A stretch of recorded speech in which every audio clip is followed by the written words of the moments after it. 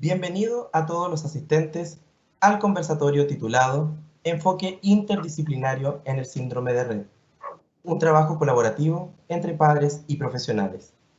Este encuentro, desarrollado por la Unidad Infantil y Adolescentes de la carrera de Fonoaudiología de la Universidad Autónoma de Chile, tiene como propósito fomentar el trabajo colaborativo e interdisciplinario entre las familias de niñas y niños con síndrome de Rett y distintos profesionales de la salud involucrados en el tratamiento y la rehabilitación. Esta iniciativa surge ante la necesidad de constituir espacios de encuentro, reflexión y generación de opiniones que contribuyan al análisis y solución de los problemas de la sociedad actual. Es por esto que el día de hoy tenemos junto a ustedes a diferentes participantes de la mesa redonda. Primeramente, queremos presentarnos ante nuestro público, pues seremos los moderadores de este conversatorio. Mi nombre es Enzo Alarcón, fonoaudiólogo, docente de la Universidad Autónoma. Así es, también me presento, mi nombre es Claudia Guajardo, también soy fonoaudióloga, docente de la Universidad Autónoma de Chile de la sede de Temuco. Y ambos con Enzo somos pertenecientes a la unidad infantil y adolescente, ¿cierto?, de la carrera de fonoaudiología. En esta oportunidad nosotros seremos los moderadores de este conversatorio. ¿Qué te parece, Enzo, si comenzamos a conocer a quienes van a exponer hoy día, ¿cierto? Y van a conversar con nosotros acerca de esta temática del síndrome de Rett. A las primeras que vamos a conocer son a dos madres representantes de la Fundación Caminamos por Ellas y Ellos, Síndrome de Rett Chile. Le doy la bienvenida a Janet Toá, quien es la presidenta de la fundación, y también le doy la bienvenida a Jessica Cubillos, quien es la secretaria de esta fundación. Antes de darle la palabra a ellas, quiero comentarles un poquito de esta fundación y cómo se fundó. En el año 2017, esta organización, ¿cierto?, inicia con solo 5 familias, quienes hacían diferentes actividades, ¿cierto?, en diferentes puntos de nuestro país para poder visibilizar y también concientizar, ¿cierto?, a la comunidad sobre el síndrome de Rett. Posteriormente, y en el año 2019, se constituyen como una fundación. Y hasta la fecha, Enzo, son más de 100 familias conectadas a lo largo de todo nuestro país, pero además están conectadas también con diferentes países de Latinoamérica, como Colombia, Venezuela, Perú y Cuba. Janet y Jessica, les voy a pedir de manera breve, ¿cierto?, que nos puedan contar un poquito más de esta fundación.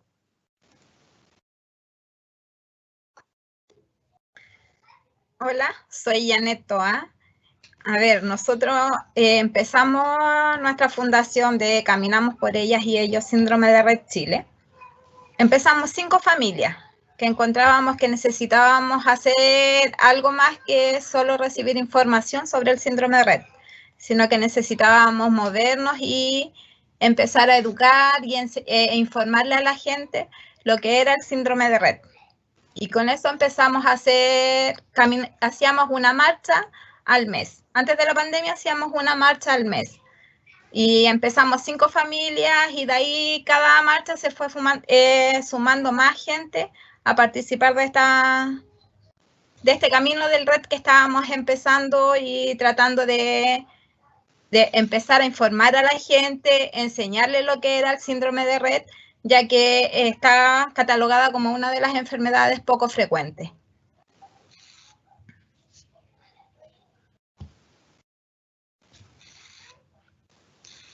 Muchas gracias, Janet, por compartirnos igual esta experiencia respecto de la fundación. Jessica, ¿está por ahí? Excelente. También, Jessica, nos gustaría conocer un poco tu experiencia o tu acercamiento respecto al desarrollo de esta fundación. Bueno, primero que todo, agradecerles a cada uno de ustedes y por supuesto a la universidad por hacer posible esta actividad. La verdad es que nos emociona mucho porque, como bien dijo Janet, partimos muy poquitas familias, hoy somos más de 100. Y bueno, yo parto en este camino porque tengo a mi hija menor, Luciana, de 9 años ya, con síndrome de Rett atípico. Y bueno, ha sido todo un transitar, una experiencia absolutamente nueva en relación a un acercamiento a una discapacidad que no conocía, que no era algo que yo había vivido nunca, y que este acercamiento ha sido todo un descubrimiento. Nos suena cliché, pero es verdad, nuestros hijos nos enseñan. Y nada, muy emocionadas la verdad, y muy emocionada en lo particular de estar hoy con ustedes, escuchar también por supuesto con muchísima atención a todos los presentes hoy día, y con la esperanza de que esta no sea la primera y última actividad que pudiéramos hacer en conjunto con ustedes, porque de verdad que la necesidad es mutua para ustedes como universidad, para educar a quienes van a ser futuros profesionales, ya sea en el área de la salud o educación, y para nosotros los padres también la oportunidad de dar a conocer lo que nosotros somos como organización y como familia. Así que eso es lo que les puedo aportar. Muchas gracias, Jessica, por tus palabras, y también agradecer nuevamente a Janet. A continuación, Claudia, te cuento que vamos a presentar a nuestros profesionales del área de la salud, quienes desde la mirada del tratamiento y la rehabilitación participarán de este conversatorio. Los invitamos también a nuestros expositores del área de la salud a que nos cuenten brevemente su experiencia y acercamiento con personas en la condición de síndrome de Rett. Saludamos en primer lugar al doctor Juan Francisco Cabello, quien es neuropediatra, para que nos cuente un poco sobre su experiencia y el acercamiento a niños o personas con la condición de Rett. Hola, buenas tardes. Bueno, primero agradecer la invitación de la universidad, pero particularmente de la familia. La verdad que entendemos estas actividades como tremendamente necesarias, tal como decía Jessica, es una necesidad mutua. Para nosotros, los que formamos parte del equipo de salud, es fundamental tener la visión de los pacientes. Las agrupaciones de pacientes han ido tomando mucha fuerza en el último tiempo, no solamente como un lugar donde se puede acoger a una nueva familia que es diagnosticada con un diagnóstico en particular, sino que también hoy día tienen incidencia directa en proponer y incluso en participar de políticas públicas en salud que puedan beneficiarlos. Por lo tanto, las agrupaciones de pacientes hoy día son instancias tremendamente importantes y que se han ido potenciando en el tiempo y de forma muy afortunada, porque sin duda son un tremendo aporte. Así que encantado de poder participar. Mi experiencia personal con Rett, yo no sé, yo alguna vez con Jessica creo que lo conversé. Yo la verdad que con el síndrome de Rett me he ido encontrando en diferentes momentos de mi carrera. De hecho, cuando me tocó hacer la especialidad de neurología infantil hace ya 20 años atrás, mi tesis de posgrado, mi tesis de beca fue acerca del síndrome de Rett. Yo hice mi especialidad en el 99, en el 2003, y para los que saben la historia del síndrome de Rett, que fue escrita en el año 66, fue precisamente el año 99 cuando se describe que el gen MECP2 era el gen más relacionado, o sea, hoy día sabemos que hay otros, pero el MECP2 es el gen más relacionado con el síndrome de Rett. Y eso fue lo que nos llevó como programa de especialización y a mí personalmente a interesarme por el síndrome de Rett y desarrollar en los 4 años de mi formación una tesis donde testeamos a las primeras pacientes en Chile con MECP2. Encontramos a 5 pacientes MECP2 positivas y dentro de los objetivos de la tesis fue formar una agrupación. De hecho, formamos una mini agrupación en ese tiempo con los 7 pacientes que controlábamos en el Hospital Van Buren, más otros que se fueron agregando, y para sorpresa nuestra, en esa primera reunión que se hizo acá en Viña, de hecho, llegaron más de 40 familias. Con niñas con síndrome de Rett clásico, Rett-like. En ese tiempo, estamos hablando del año 99, en que todavía ni se sospechaba que el Rett podía afectar, o las MECP2-patías podían afectar a los hombres. Entonces, la verdad es que fue una experiencia muy, muy positiva. Y desde entonces, bueno, nos hemos ido topando, esa agrupación no prosperó en el tiempo, se transformó en otra, y en el tiempo nos hemos ido encontrando y relacionando con las diferentes agrupaciones que se han ido formando. Y hoy día, la verdad que no nos queda más que felicitar a la agrupación que hoy día existe y que es tremendamente activa, y como decíamos al principio, un enorme aporte en el mundo, en este gran mundo, pero bueno, tan acotado, de las enfermedades poco frecuentes. Así que la verdad es que un agrado estar acá. Como les cuento, me ha tocado desde muy chico conocer de este síndrome, ver pacientes y tratar de relacionarnos con las diferentes agrupaciones que han aparecido. Así que la verdad es que abiertos a conversar, y espero que estos próximos minutos sean de provecho para todos. Así que muchas gracias. Muchas gracias, doctor Juan Cabello, por contarnos un poco acerca de su historia también. Continuamos presentando a nuestros profesionales. Tenemos desde la disciplina de la terapia ocupacional al terapeuta ocupacional Roger Ramírez.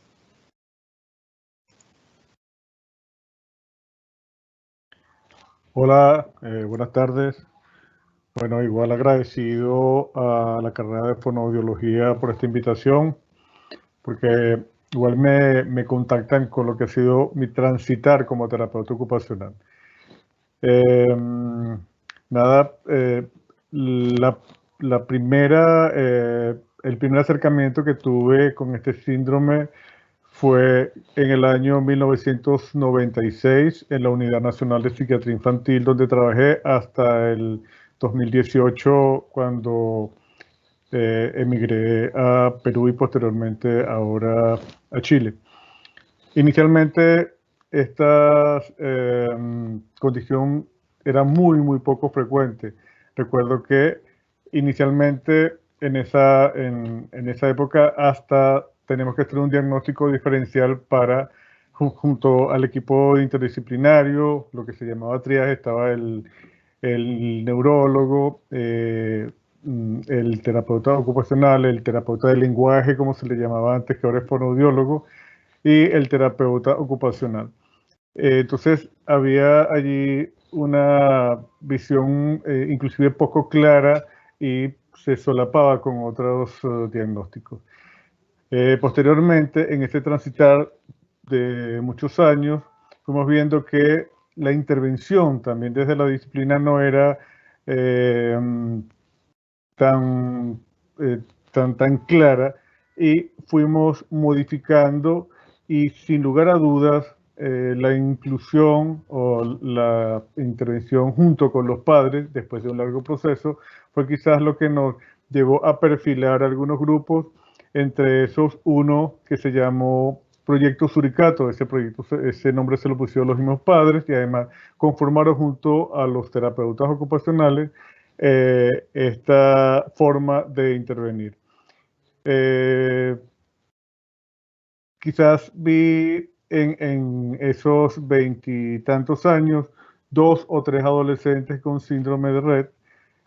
El resto eran niños en edad preescolar y escolar fundamentalmente. Nunca he visto un adulto. También este transitar nos llevó a hacer intervenciones mucho más grupales, incluir a los niños en espacios de grupos con otros niños, y de allí salieron varios trabajos que fueron publicados. Entonces, posterior a esto, seguí trabajando con varios grupos, por ejemplo en Perú, y no volví a ver este tipo de condición. Entonces, mi principal foco de intervención fue durante este tiempo en la Unidad Nacional de Psiquiatría Infantil en Caracas, Venezuela. Vale. Muchas gracias, Roger, por contarnos también acerca de tu acercamiento con el síndrome y con las personas, ¿cierto?, que padecen de esta condición. Invitamos ahora a la disciplina de la fonoaudiología para que se presenten nuestras expositoras. Primeramente tenemos a Macarena Kreff. Ella es fonoaudióloga y nos gustaría también conocer brevemente su acercamiento con personas con la condición de síndrome de Rett.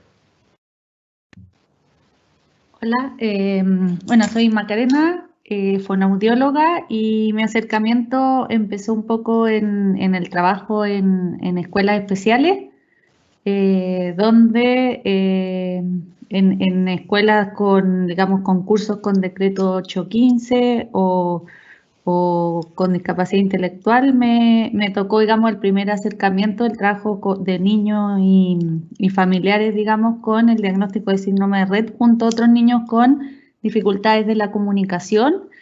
Y bueno, dentro del camino que hasta el DSM-4, digamos, el síndrome de Rett está dentro de lo que es autismo, luego ya con el tema, digamos, del diagnóstico de la causa ya no fue parte, pero un poco mi inicio fue por ahí y actualmente veo a 2 niñas con diagnóstico de síndrome de Rett, digamos, más dentro de lo que es la atención particular, con una intervención un poco basada en la capacitación a familiares y la importancia del trabajo transdisciplinar. Ese ha sido en general mi acercamiento. Muchas gracias, Macarena, y también por contarnos tu experiencia. Y por último, en la disciplina de la fonoaudiología, también tenemos a la fonoaudióloga Paula González, para que nos cuente un poco también su acercamiento y experiencia con personas con síndrome de Rett.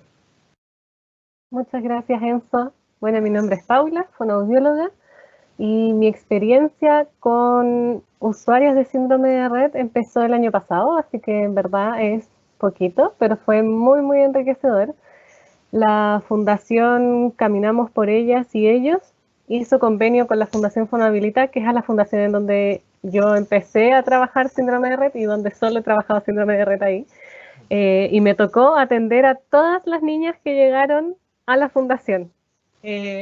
Así que fue un trabajo súper lindo. Tuve el placer de poder atender a la hija de Jessica, a la hija de Janet, a la hija de Natalia. Así que nos conocemos un poquito más. Y ese es mi acercamiento básicamente. Y estoy muy de acuerdo con lo que dijo la Jessie, que no solo le sirve a la Fundación de Síndrome de Rett y a las familias, sino que también a nosotros como profesionales, porque es un mundo que es muy desconocido aún, sobre todo desde el ámbito de la rehabilitación.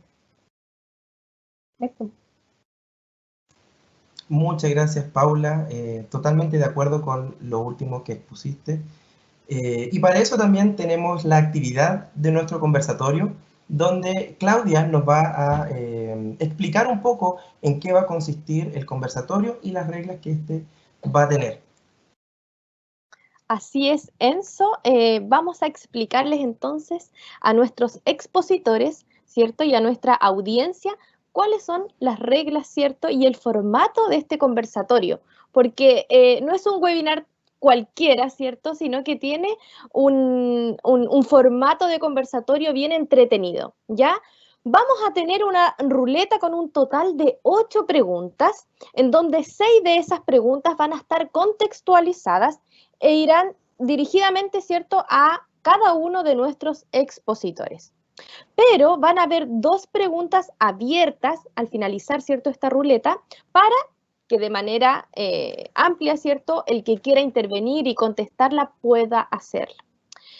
Para cada pregunta, ideal, ¿cierto?, respetar un límite de tiempo de unos 5 o 6 minutos aproximadamente para no extendernos tanto.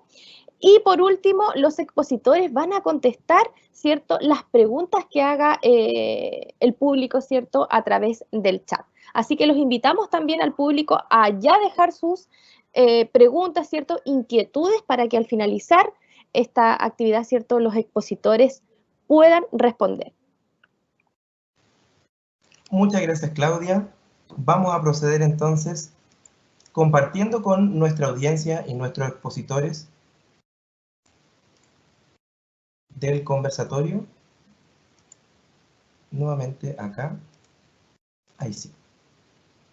Vamos a iniciar con nuestra ruleta de preguntas.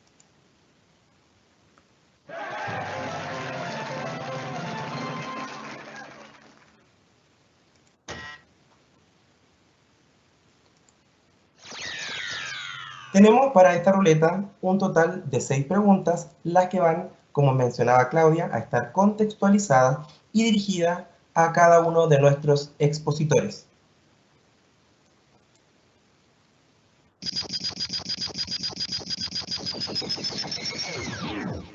Claudia, te cuento que la primera pregunta va dirigida a las madres de la fundación. Bien, Enzo. Mira, nosotros hemos ido, escucho medio acoplado, quizás hay que cerrar algún micrófono. Ahí sí. Bueno, nosotros sabemos que uno de los principales motivos de consulta, ¿cierto?, de madres y padres que tienen, ¿cierto?, sus hijos con esta condición, este síndrome de Rett, generalmente preguntan por diferentes dificultades en el desarrollo. Puede ser que a lo mejor aparezca una torpeza en el movimiento o aparezcan en conjunto, ¿cierto?, crisis convulsivas, o también preguntan muchas veces porque sus hijos de manera repentina dejaron de hablar, ¿ya? Y esto, Enzo, debe ser muy impactante porque de alguna manera en la primera etapa, hasta los 18 meses aproximadamente, ¿cierto?, el desarrollo es aparentemente normal, pero de un momento a otro esto empieza a enlentecerse o incluso a retroceder de manera abrupta. Así que me gustaría que le pudiéramos hacer una pregunta a las mamás en base a ese contexto. Así es, Claudia. Vamos a dar vuelta entonces la pregunta que va a ir dirigida a nuestra expositora Janet Toa.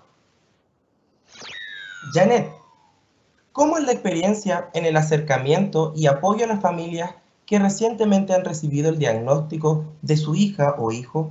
¿Y cómo impacta en el bienestar de las familias? La mayoría de las familias ha llegado a través de las redes sociales. Las familias quedan a la deriva al recibir un diagnóstico y no saben qué hacer ni a dónde dirigirse. Es ahí donde nosotros como fundación entramos y estamos creando una red de apoyo de apoyo mutuo y de contención, donde estamos compartiendo experiencias, las que ya hemos empezado el camino del Rett con los que están recién aprendiendo, porque se sienten solos y nosotros como fundación les hacemos ver que no están solos, que nosotros la podemos ayudar. Si no es bien económicamente, porque nosotros no tenemos recursos, pero sí estamos apoyándolo en hacer la red de apoyo donde puedan contar con nosotros y se sientan acompañadas para que puedan seguir adelante y luchando por sus niñas. También tenemos en nuestra fundación otras familias que todavía no tienen un diagnóstico claro. Se sospecha de síndrome de Rett, pero todavía no tienen el estudio genético. Y también otras familias que tienen el síndrome de SIL, de FOXG1, CDKL5, el MECP2, el HNRNPU,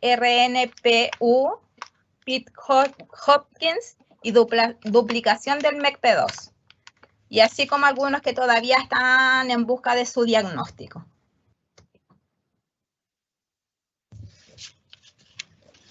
Muchas gracias, Janet, también por compartirnos esta respuesta a los demás expositores y principalmente a nuestra audiencia. En este mismo contexto, Claudia, te comento que vamos a proceder a la pregunta dirigida también a una de nuestras madres de la Fundación Caminamos por Ellas y Ellos. Jessica Cubillos, te invitamos a responder la siguiente pregunta, así que vamos aquí a dar vuelta. La pregunta dirigida a Jessica.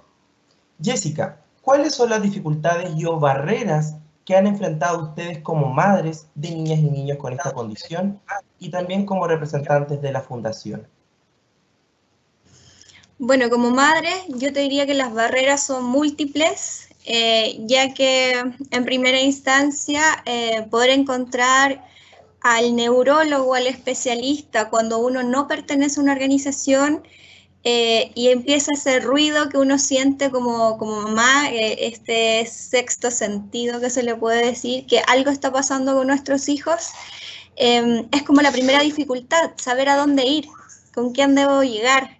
¿A quién le debo solicitar un diagnóstico? Esa es la primera barrera. La segunda barrera que enfrentan las familias es el financiamiento del estudio genético, porque para llegar a saber si efectivamente es Rett o es otro síndrome, se necesita un estudio genético.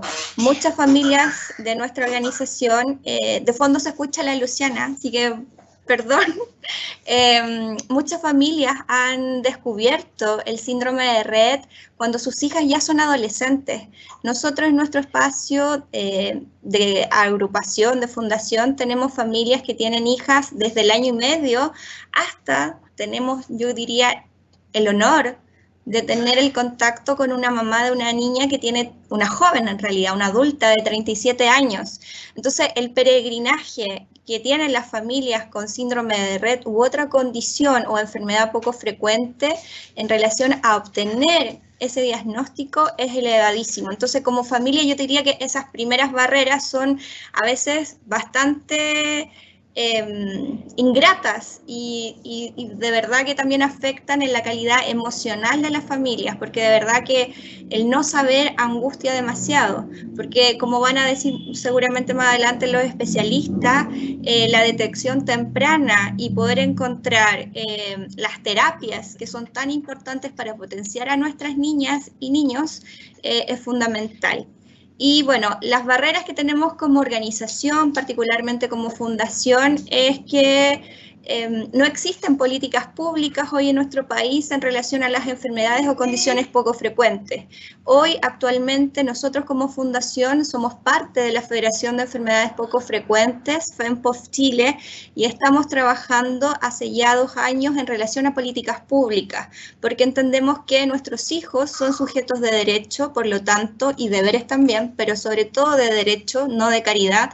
Por lo tanto, necesitamos generar ese cambio y ese cambio tiene que venir con políticas públicas.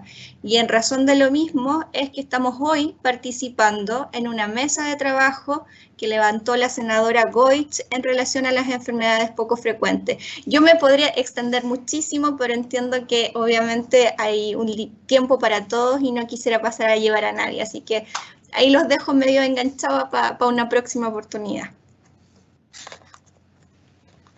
Muchas gracias, Jessica. Sabemos que como país todavía nos falta bastante en torno a lo que es el síndrome de Rett y también en general respecto a las enfermedades poco frecuentes. ¿Te parece, Claudia, que en base a lo que hemos conversado con Janet, con Jessica, veamos las preguntas de nuestro especialista? Ajá. Vamos acá a eliminar las 2 preguntas que tenemos por acá. Y vamos a ver la pregunta al azar nuevamente. Claudia, te cuento que es el momento del área o la disciplina de la fonoaudiología. Súper, Enzo, muchas gracias. Mira, esto es muy importante antes de que le demos el pase a nuestras expositoras, porque resulta que en edades tempranas los usuarios, las usuarias, porque es más frecuente en niñas, ¿cierto?, con síndrome de Rett, pierden el lenguaje de manera abrupta, ¿ya? Y también sabemos que los padres son los principales agentes estimuladores, ¿cierto?, de sus hijos. Los padres son capaces de promover cualquier tipo de aprendizaje, ¿cierto?, pero muchas veces no saben o no sabemos por dónde comenzar. Así es, Claudia. La primera pregunta te cuento que es para nuestra expositora fonoaudióloga Paula González. Así que vamos a dar vuelta. Paula, ¿cuáles son las alternativas terapéuticas en el ámbito del desarrollo del lenguaje y la comunicación en niñas o niños con esta condición, ya sea con signos de pérdida parcial o total en el lenguaje, tal como nos contaba Claudia? Bueno, principalmente, o sea, para mí lo primordial siempre es poder mantener y fortalecer la comunicación, como pensando en estas usuarias como que son personas con personalidades, con derechos, con deberes. Entonces, mantener una comunicación lo más funcional dentro de lo posible. Y desde ahí vamos a la base de poder hacer una evaluación lo más completa posible para ver con qué niveles de lenguaje expresivo y receptivo nos encontramos, por ejemplo, para poder plantearnos una forma de generar comunicación dentro de la familia, que es lo principal. Necesito que dentro del ámbito familiar haya una buena comunicación y esta usuaria o usuario pueda desenvolverse de la mejor forma dentro de su núcleo principalmente. Lo más común es que se opte por sistemas de comunicación aumentativo alternativo, para que puedan permitir una comunicación más eficiente y poder así aprovechar sus habilidades. Pero hay que tener en cuenta no solo sus habilidades cognitivas y sus habilidades del lenguaje expresivo y receptivo, sino que también habilidades motoras, por ejemplo. Entonces, no puedo pretender usar un sistema de intercambio de fichas si no logro que agarre una ficha y que produzca el intercambio o que dentro de una agenda logre movilizar para poder comunicarse. Entonces, necesito también saber mucho de cómo está la condición física de esta usuaria o usuario para ver a qué me voy a enfrentar. ¿Cómo hago eso? Descarto el sistema de fichas, por ejemplo, porque no tengo buena movilidad o no agarro. Perfecto. Vamos a ver si puede ser a modo de indicación, que sea un tablero mucho más simple en donde pueda indicar cosas más básicas para poder comunicarme, como querer comer, ir al baño, jugar, que lo hacen todos los niños en general, pensando que estamos más en ámbito infantil.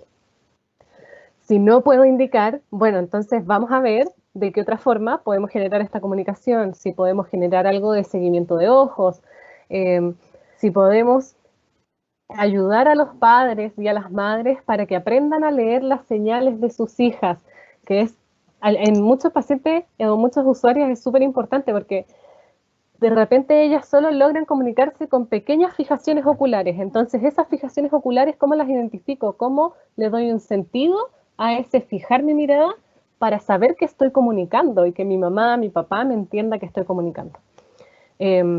Y en otros usuarios, cuando la pérdida, por ejemplo, del lenguaje no es total, que es en el caso de la hija de Janet, que ella es grande, es adulta ya, y ella perseveró con lenguaje, tiene lenguaje oral, que no lo usa siempre, que es funcional, que logra hacer oraciones de vez en cuando. Entonces, si nos enfrentamos a ese caso, es grande, mayor de 20 años, entonces pensemos que su rehabilitación ha sido muy extensa y que partió muy pequeña. En ese caso, en donde hay lenguaje, donde hay comunicación, donde podemos seguir instrucciones y donde en verdad lo que más cuesta es generar la vinculación, nos vinculamos, generamos confianza y vinculación como desde el respeto, desde que somos personas y nos entendemos, y desde ahí empezamos a comunicarnos en base a lo que ella necesita y en base a sus intereses también. Pero intentando mantener lo más posible el lenguaje oral porque le va a ser funcional no solo en su familia, sino que fuera de la familia. Entonces, en casos en donde hay lenguaje oral que es funcional y que permite expresar mi mundo interior, voy a ir a mantener ese lenguaje. Lo que más pueda, y si puedo aumentarlo, lo voy a aumentar. Pero siempre respetando a esta usuaria o usuario en su personalidad. Si un día no quiere hablar, bueno, no quiere hablar, tenemos otro sistema y está bien, es parte de no querer hacerlo. Eso principalmente. Muchas gracias, Paula, por tu respuesta y también por considerar todas las aristas que involucra el desarrollo de los niños, ¿cierto?, con esta condición de Rett. No solamente la parte del lenguaje, sino que también otras áreas que te permiten, por ejemplo, trabajar desde el ámbito del lenguaje y el ámbito de la comunicación. Estas oportunidades que tienen los niños respecto a usos de sistemas de comunicación alternativos, aumentativos, es bien importante, y desde esa misma mirada nos gustaría conocer la segunda pregunta enfocada ahora más bien al trabajo de los padres desde el ámbito de la fonoaudiología. Por eso invitamos a Macarena, ya que nos cuente un poco, y ahí nos comente.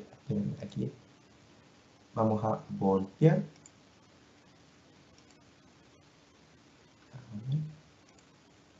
Ahí sí.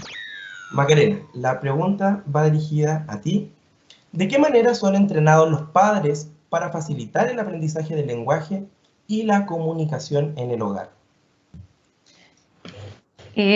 Bueno, un poco todas las intervenciones actualmente apuntan a la importancia de la capacitación de los familiares en el sentido de que ellos sean un apoyo, digamos, y lo que muchas veces se usa como el término de coterapeutas, que el tema de coterapeutas no es que el papá se ponga a hacer las terapias que debería hacer otro profesional, sino justamente el ser coterapeuta, digamos, consiste en que un papá tenga las estrategias y conocen también, digamos, ese mamá, ese papá a su hijo, que van sabiendo qué estrategias usar y qué debemos ir como padre esperando para avanzar un paso más o acorde a las características de mi hijo, qué es lo que yo espero y cómo debo adecuar a veces también mi lenguaje o mi comunicación acorde a esas características del niño.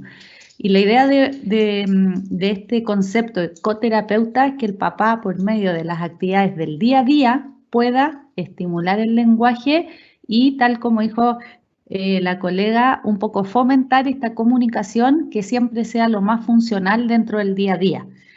Para eso, ¿qué es lo primero? Una evaluación exhaustiva, pero de que esos resultados te lleven a la individualidad de cada persona y sobre todo a la individualidad que tiene cada familia. Es decir, conocer muy bien los entornos familiares, cómo se desenvuelven, los contextos sociales, escolares, y de esa forma poder hacer una intervención, digamos, y una capacitación acorde a esa realidad específica. No es una intervención igual para todas las personas con síndrome de Rett, para todos los familiares de un niño con síndrome de Rett, sino que tú ahí es donde debes ir enseñando específicamente acorde a esas fortalezas de cada niño y también acorde a esas oportunidades que les da el medio. Y ahí es donde uno muchas veces dentro de ese medio, la parte externa del niño, donde está la familia, digamos, tú tienes tanto oportunidades como amenazas. Y ahí, como familia, en conversación con este trabajo transdisciplinar y con conversaciones de los equipos, tú vas a ir viendo también qué amenazas son las que vamos a luchar para que se transformen en oportunidades, pero también a veces hay amenazas que vamos a dejar a posterior o a veces te das cuenta que dándole otras oportunidades, lo otro ya solo deja de ser una amenaza. Y finalmente, un poco la capacitación a los papás va mucho en las ayudas específicas que yo debo dar a mi hijo. Entonces, va a depender claramente si hay una pérdida total o parcial del lenguaje, pero en el sentido de, por ejemplo, una persona que tuvo pérdida total del lenguaje, tú vas a enseñarle a ese chico a lo mejor que usa la mirada, pero finalmente tú lo que tienes que ir viendo es, ¿queremos que la comunicación funcional la use en los diferentes contextos o es adecuado y ya está? Si yo quiero que lo use en diferentes contextos y ponga en práctica, por ejemplo, el fijar la mirada, de acuerdo a las características de cada niño, tú vas a ir viendo a lo mejor, bueno, logra fijar mirada, pero ¿qué vamos a empezar a hacer? Vamos a darle oportunidades en el día a día, por ejemplo, que elija el postre, que elija la polera, que elija cómo, fijando mirada, y tú en el día le das muchas oportunidades de poner en práctica el uso de esa forma de comunicación y el papá también poder poner en práctica el entender esa forma de comunicación. ¿Y qué es lo importante cuando uno conversa con los papás? Y por eso la importancia muchas veces de los papás partícipes en las terapias, en que estén ojalá dentro. ¿Por qué? Porque una forma ideal de capacitar a los papás es que ellos hagan, uno los observa también y así tú les vas modelando a ellos. Bueno, fíjate, a lo mejor ahí tu hijo hizo A, no respondiste tú, o a lo mejor tú le diste la estrategia A, no respondió, entonces a lo mejor, bueno, vamos a ver, a lo mejor tú le estás poniendo muy juntas las cosas. Entonces tú no logras distinguir, por ende, si te pasa eso, ¿qué vamos a hacer? No sé, separarlas más. ¿Yo qué puedo hacer? Por ejemplo, si mi hijo fija mirada, pero no tuviera comunicación oral, yo puedo tener tableros de comunicación con sí, no, pero más en extremo, ¿para qué? Para que sea más fácil el identificar si fija uno u otro. Entonces ahí las estrategias van siendo específicas a cada persona y por eso también entramos a que si digamos, la persona tiene lenguaje ya y fue una pérdida parcial, tú vas a potenciar lo que hay, pero también fundamental el apoyo a comunicación aumentativa. Recordar que la comunicación no es que o hablo o uso comunicación aumentativa, sino que me sirve para aumentar. Entonces, la persona que tiene comunicación parcial, buscar funcionalidad. Si tengo un tema motor, pongo velcro en la muñeca. ¿Para qué? Para que lo saque con velcro y pongo velcro arriba y abajo. Y en cierto modo yo el intercambio lo hago con uso de pulseras con velcro. Y yo eso que comunica en forma de pictograma lo complemento con la oralidad.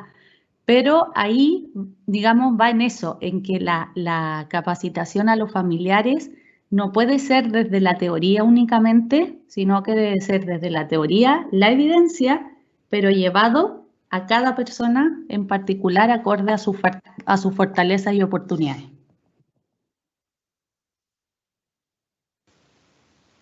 Muchas gracias, Macarena, por compartir, ¿no es cierto?, tu experiencia en el entrenamiento a los padres y la relevancia que tienen este entrenamiento en ellos para poder lograr la funcionalidad que ellos esperan, ¿cierto?, en sus hijas o hijos con la condición de síndrome de Rett.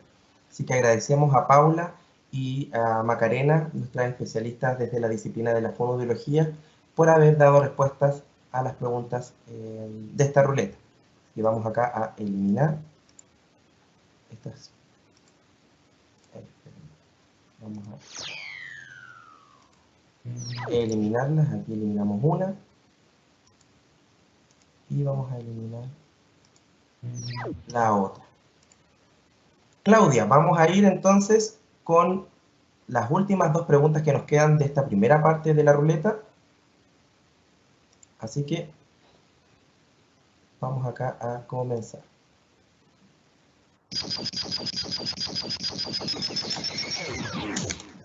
Claudia, es el momento de la disciplina de la medicina para que nos cuentes un poco. Ajá, así es, Enzo. La verdad es que tengo aquí esta contextualización la hago desde muy cerca, porque la verdad es que todos sabemos que el desarrollo de quienes hemos sido padres, ¿cierto? El desarrollo de nuestros hijos para nosotros es muy importante. De hecho, nosotros nos fijamos en cómo se van adquiriendo ciertos hitos en nuestros hijos, en nuestros hijos o incluso en nuestros sobrinos. Siempre estamos alerta, ¿cierto? Cuando dijeron sus primeras palabras, por ejemplo, cuando empezaron a caminar solitos sin apoyo, pero tengo amigas que se han dado cuenta, ¿cierto?, que sus hijos no van adquiriendo estos hitos y presenta este niño un retraso en el desarrollo. Incluso, además de presentar este retraso en el desarrollo, en conjunto aparecen crisis convulsivas. Y esto se asocia mucho a lo que es, ¿cierto?, la condición del Rett. Entonces, ahí le podríamos preguntar al doctor, ¿cierto? Vamos a ver la pregunta. Así es, vamos a dar vuelta entonces la ficha. Acá, arriba. Ahí sí, se quería escapar la pregunta. Doctor Juan, lo invitamos entonces a responder la siguiente pregunta. ¿Cuáles son los criterios de sospecha y problemas de salud más frecuentes que experimentan las niñas con síndrome de Rett y cómo detectarlos a tiempo junto a la familia? Bueno, la verdad que es una pregunta muy atingente. Para entender bien algo que ya se ha esbozado en la discusión, y que seguimos hablando de un síndrome de Rett, no una enfermedad de Rett. Y esto significa que como buen síndrome es un conjunto de características clínicas que puede tener diferentes causas. La causa más frecuente hasta ahora reconocida es el MECP2, pero ya se mencionaban otros genes que también pueden producir un cuadro clínico compatible con un síndrome de Rett. Por lo tanto, el diagnóstico del síndrome de Rett sigue siendo clínico, no con un examen de laboratorio. Y para poder hacer el diagnóstico de Rett necesitamos de ciertos criterios clínicos. Y estos criterios clínicos que fueron propuestos inicialmente el año 2001-2002 y luego revisados el año 2010, lo que nos plantean es que para hacer el diagnóstico de un síndrome de Rett clásico debemos tener un periodo de regresión seguido de una recuperación o estabilización todos los criterios mayores que vamos a detallar a continuación presentes, y si bien los criterios de soporte pueden estar presentes, no necesariamente deben estar para hacer el diagnóstico. Los criterios mayores, los criterios principales para el diagnóstico de Rett entonces son esta pérdida completa o parcial de los movimientos propositivos de las manos. Es decir, los pacientes con Rett dejan de usar sus manos con un propósito. El segundo criterio es la pérdida completa o parcial del lenguaje hablado que se ha adquirido. O sea, habitualmente las niñas y los niños con Rett presentan un desarrollo normal o cercano a lo normal hasta el año, año y medio, y ese lenguaje que adquirieron, entonces lo pierden completo o parcialmente. El tercer criterio mayor son las anormalidades de la marcha, ya sea una dispraxia de la marcha o la ausencia o la pérdida de la habilidad de caminar. Como también comentaban hace un rato, hay algunas pacientes que mantienen la marcha con esta dispraxia, hay otros que pierden la marcha.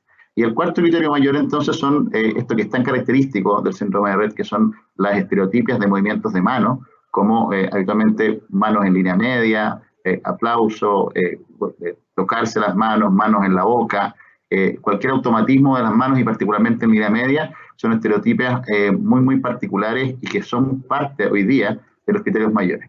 Ahora, hay también criterios de exclusión.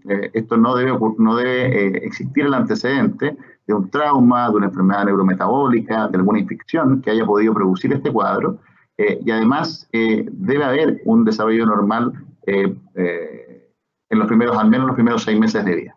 Después hay un montón de criterios de soporte que mencionábamos, que para la forma clásica, la forma típica de Rett no deben estar presentes, pero cuando hablamos de formas atípicas, sí deben estar presentes en conjunto con 2 de los criterios mayores. Y estos criterios de soporte también nos hablan de la otra parte de la pregunta, que son cuáles son los problemas de salud que ellas presentan. Y aquí están las alteraciones de la respiración, el bruxismo, las alteraciones del sueño, la hipotonía, que luego se transforma en una hipertonía, alteraciones vasomotoras periféricas, la escoliosis, que es un problema bien frecuente que vemos habitualmente desde la primera, pero particularmente en la segunda década de la vida. Algo que es bien característico cuando a mí me tocó conocer a los primeros pacientes con Rett, algo que se ve muy frecuentemente y que es probablemente no tan importante como los otros problemas, pero muy frecuente, es lo que nos cuentan las mamás, que estas niñas suelen tener manos y pies muy fríos. Y esto es algo que es muy característico, que si bien no parece ser algo muy relevante, pero es un criterio de soporte hoy día para el síndrome de Rett y es algo muy frecuente. Estos gritos inexplicados o estas risas inexplicadas también es un elemento que hoy día está entre los criterios de soporte, la respuesta a disminuir el dolor y esta comunicación muy intensa con los ojos. Estos son los criterios de soporte, esos son los criterios diagnósticos.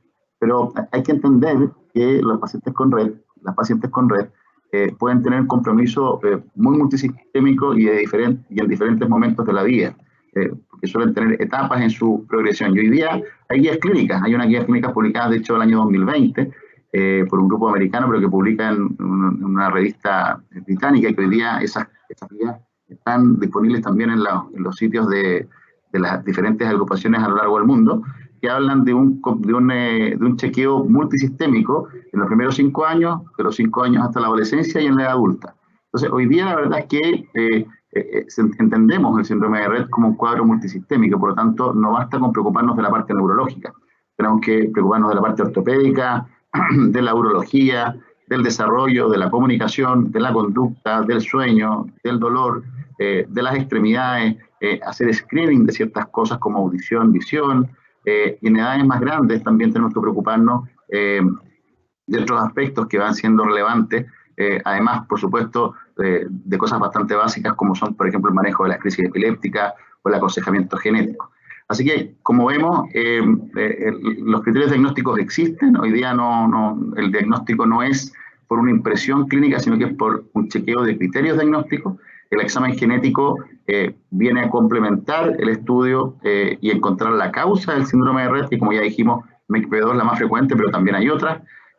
Y el listado de posibles compromisos de salud es largo y debe estar en una guía, como llamamos hoy día, guías anticipatorias. O sea, estar haciendo regularmente chequeos de diferentes áreas y no solo de la que a nosotros nos puede interesar, no solo de la neurología, no solo de la ortopedia, sino que de una larga lista posibles complicaciones que tenemos que estar buscando. Muchas gracias, doctor Juan. Igual me gustaría hacer una pregunta en función y relacionar también lo que nos mencionan las madres de la fundación. Respecto al estudio genético, usted mencionó, doctor Juan, que existe, ¿cierto?, como más frecuente la alteración en el gen MECP2. Hay algunas familias que recientemente han recibido el diagnóstico de su hijo, ¿cierto? Conocemos que es una enfermedad poco frecuente en niños, pero ocurren y hay. Pero hay dudas respecto a la alteración del gen como de lesión genética versus el síndrome provocado por la duplicación de este gen MECP2. ¿Podría contarnos un poco respecto a esto? Sí, a ver, la genética del síndrome de Rett se ha ido complejizando con el tiempo. Cuando se describe la relación de MECP2 el año 99, se describieron las primeras mutaciones. Hoy día hablamos de variantes genéticas en realidad. Si hubiera un genetista me retaría, ¿no? Ya no hablamos de mutaciones, hablamos de variantes genéticas. Y estas variantes genéticas entonces pueden ser muchas. Hoy día conocemos más de 300 variantes genéticas para el gen MECP2 en síndrome de Rett. Y dentro de estas variantes genéticas hay algunas que se relacionan con un mejor o con un peor pronóstico, no todas. Ahora, vuelvo a insistir, el diagnóstico de síndrome de Rett no requiere el estudio de MECP2. El síndrome de Rett es un diagnóstico clínico. Ahora, cuando llego al diagnóstico de síndrome de Rett como neurólogo o como genetista, habitualmente voy a pedir el estudio de MECP2 y hoy día, más que pedir el estudio de MECP2, voy a pedir un panel de Rett, donde voy a estudiar probablemente MECP2, OXG1 y CDKL5, pensando que si me llega a resultar el estudio MECP2 negativo, inmediatamente yo sé que hay otros genes que hoy día se relacionan con el síndrome de Rett y probablemente en los próximos años vamos a ir hablando de otros genes que ya están siendo propuestos para el síndrome de Rett. Ahora, respecto a si es relevante que, por ejemplo, tengo una pérdida de material, eso es probablemente lo que se refiere a la pregunta, si hay una lesión grande del gen o si hay una mutación puntual, es lo que hablábamos de la correlación genotipo-fenotipo. O sea, hay algunas veces en que saber cuál es la mutación me va a permitir predecir de manera más precisa el pronóstico de la paciente o del paciente. Pero ahí, en la mayoría de los casos voy a recibir el resultado del MECP2 positivo, lo que va a decir que el síndrome de Rett es por una alteración del MECP2, pero no siempre voy a poder tener una información que me permita predecir el pronóstico futuro de ese paciente. Muchas gracias, doctor Juan. Bueno, sin duda que es una pregunta específica o especializada en el ámbito de la genética, pero que muy bien los padres conocen, ¿cierto? Quienes están investigando, averiguando información respecto a qué le sucede a sus hijos, sobre todo, ¿cierto?, hablando del ámbito genético y entendiendo que el síndrome de Rett es un trastorno del neurodesarrollo de origen genético. Bien, nos queda entonces la última pregunta. Claudia, te comento que es el turno de la disciplina de la terapia ocupacional. Bien, la verdad es que la terapia ocupacional en mi vida ha estado muy cercana. A través de la clínica, ¿cierto? Me he podido dar cuenta, a través también del trabajo interdisciplinar, que niñas, ¿cierto? O niños que tienen esta condición, ¿cierto?, de Rett, presentan disfunciones sensoriomotoras y cognitivas que de alguna manera limitan, ¿cierto?, la calidad de su vida y influyen en su bienestar familiar general. De hecho, estudios recientes, Enzo, revelan que al favorecer estímulos ambientales, ya sean sensoriales, motores, sociales, los signos clínicos como que de alguna manera se atenúan. Bien, Claudia, y esta pregunta igual, o sea, este contexto, perdón, nos permite orientar la pregunta que va dirigida a nuestro especialista, terapeuta ocupacional, Roger Ramírez. Vamos a dar vuelta aquí. La pregunta. Ahí sí. Roger, ¿de qué manera desde el área de la terapia ocupacional se pueden adecuar los estímulos del ambiente en el hogar para propiciar un contexto adecuado y multisensorial para el desarrollo del cerebro y las actividades de la vida diaria, específicamente para niñas o niños diagnosticados con síndrome de Rett? Bueno, en torno a esa pregunta y siguiendo la misma línea de todos mis colegas fonoaudiólogos, después de una profunda evaluación, además de conocer exactamente cómo es el estilo ocupacional del hogar, importante, y siempre teniendo al padre como colaborador directo, o eso que comentaba la colega anterior, se le da esa participación casi de coterapeuta. Lo primero que tenemos que decir es que cuando hablamos de estímulos multisensoriales nos suena o nos aproximamos a una imagen así como si son muchos colores, muchos sabores, sonidos, y tenemos que ir exactamente al espacio, al escenario natural del niño.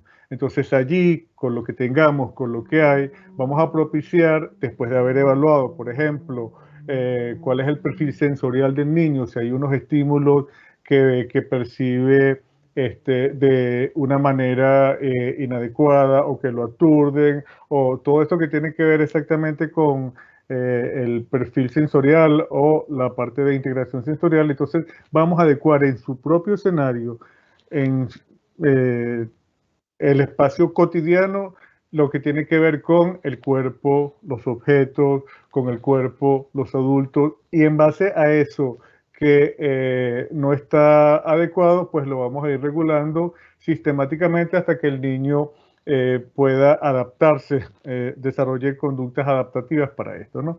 Lo otro tiene que ver con las actividades de la vida diaria. Pues igual se va entrenando al padre y al niño, porque hay también toda una concepción tradicional de las terapias. Entonces hay terapias individuales o terapias 2 veces a la semana, y después en base a eso, entonces con todas las evaluaciones hacemos modificaciones en el hogar. Pero sin embargo, desde el 2016-17 para acá, sabemos exactamente que junto con los padres lo que tenemos que hacer es que ni los padres y los niños nos necesiten lo menos posible. ¿Y cómo hacemos que los padres y los niños nos necesiten lo menos posible? Bueno, exactamente propiciándole todas las herramientas al padre y venir a la consulta, al espacio, solamente para chequear cómo va este procedimiento en el hogar, e ir aumentando, e ir mejorando, e ir adaptando la intervención. Lo otro tiene que ver también con todo lo que el niño pueda hacer para incluirse con pares, para incluirse con otros. Esa parte de la terapia asistencialista solamente, además tubular y además solamente con técnicas, porque lo que necesitamos es reducir los síntomas o potenciar los otros, potenciar la praxis, ver cómo está el control propio del cuerpo, cómo está el tono muscular, todo eso está bien, pero siempre que lo hagamos con una visión de su espacio natural, y además con la finalidad de que este niño retome su vida con sus propias manos lo más que pueda hacer. La experiencia con los padres y con la agrupación de padres, y cuando ellos agarran, junto con los terapeutas, todas estas formas de intervenir, se las llevan al hogar y luego las traen y las vamos revisando. Lo que dije anteriormente, eso que tiene que ver con, o que tuvo que ver con el grupo que se llamó Suricato, ellos sacaron unas premisas que se las quiero compartir. ¿Por qué se llama grupo Suricato y qué tiene que ver con esta pregunta que me están haciendo? Bueno, fundamentalmente porque los suricatos son inmunes al veneno, y los padres, junto con sus niños, también tienen que ser inmunes a toda la desinformación que llega para no embotarse. Los suricatos tienen un apetito voraz y variado. Bueno, allí vemos cómo las madres están constantemente actualizándose, buscando qué hacer en su tránsito, como lo estaban diciendo hace un momento. O sea, para dar con el diagnóstico, bueno, han tenido que pasar por muchas cosas. trabajo en equipo, todo lo que estamos viendo acá. Sin la familia podemos lograr muy poco. Y además, es cuesta arriba. Entonces, los padres, y cuando hablo de los padres, hablo de la madre, el padre y los abuelos tienen que estar involucrados en este tipo de intervención. Los suricatos también son guardianes de la cría y bueno, los padres, por Dios, están buscando constantemente las mejoras para sus hijos. Son maestros entre sí, están alertas al ver y al oír toda la información que se da en grupo, pues lo que sirve para ti, lo que el otro dice que sirve para él, pues puede servir para mí también, por ejemplo. Son flexibles los suricatos, los padres también a veces tienen que salirse de esos miedos, de esas angustias y flexibilizarse con los grupos. Tienen un hocico puntiagudo los suricatos y los padres deben también, y los terapeutas, tener la palabra precisa en el momento preciso y no almacenan grasa porque todo lo que no nos sirve y todo lo que no tiene que ver para el beneficio de nuestros hijos, de nuestros usuarios, pues no lo vamos a almacenar. Entonces, yo lo que quiero decir es sacar ese estilo tradicional anterior de ir 2 o 3 veces a la semana y entrenar a los padres para que ellos desarrollen un estilo funcional en el hogar con todos estos estímulos que hay que propiciar, con los estímulos que hay que sistemáticamente ir aproximando, entrenar a los niños y, lo más importante, incluir a los niños en los espacios sociales, en los espacios educativos, porque eso exactamente es lo que va a hacer que ellos pues asuman el rol real de persona. Entonces yo creo que con esto globalmente puedo responder la pregunta. Muchas gracias, Roger, por responder ante la pregunta y también potenciando el trabajo que se realiza en el ámbito de del trabajo en el contexto en el hogar, ¿cierto? Apoyado de la multidimensionalidad o este trabajo colaborativo entre distintos profesionales que participan en la rehabilitación de las personas en condición de red. Vamos entonces a eliminar esta última pregunta y te cuento, Claudia, que vamos a proceder a la segunda parte de este conversatorio.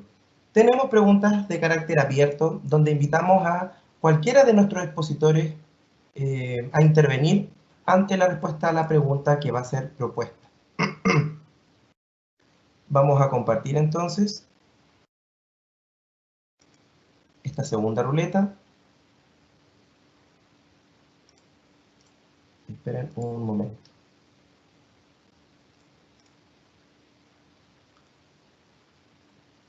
Ahora sí.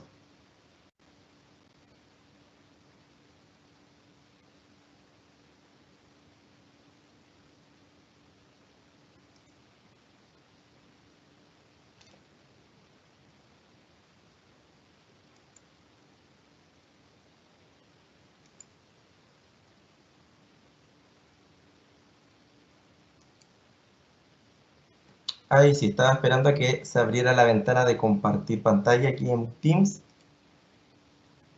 Excelente. Vamos a esperar que nuestro público, nuestra audiencia, ¿cierto? Y nuestros expositores puedan ver este otro sistema de ruleta que más que nada unas cajas que se van a abrir. Tenemos entonces 3 cajas. Les cuento a nuestra audiencia y a nuestros expositores que tenemos un comodín.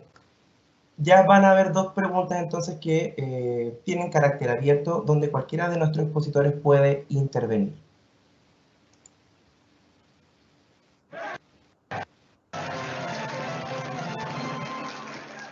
Claudia, ¿alguna caja que quieras que sea abierta en primer momento? Sí, yo gustaría que fuera el número 1. Súper, excelente. Bien, invitamos entonces a nuestros expositores a responder la siguiente pregunta. En el ámbito de la salud, pero también enfocándonos en el ámbito de la educación, ¿cuáles son los retos actuales y los desafíos que enfrentan las familias relacionadas al tratamiento e intervención de sus hijas e hijos con síndrome de Rett?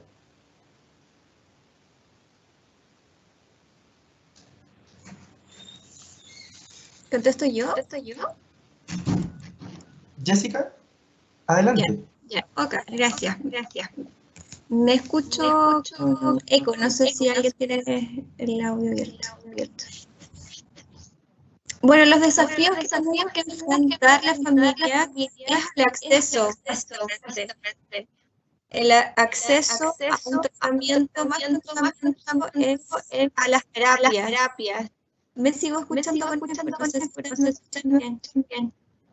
Enzo, quizás cerrar el micrófono. No sé por qué, a lo mejor. Está desactivado. Voy a volver a apretar aquí el botón de desactivar. Yo igual.